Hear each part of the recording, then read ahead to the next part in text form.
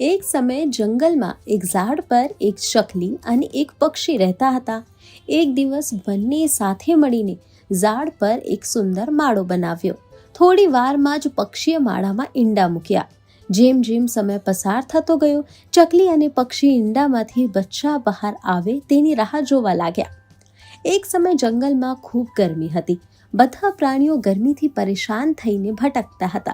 પછી એક ગુસ્સે ભરાયેલો હાથી ત્યાં આવ્યો. તે ગરમીથી ત્રસ્ત થઈને અહીં તહીં ભટકતો હતો.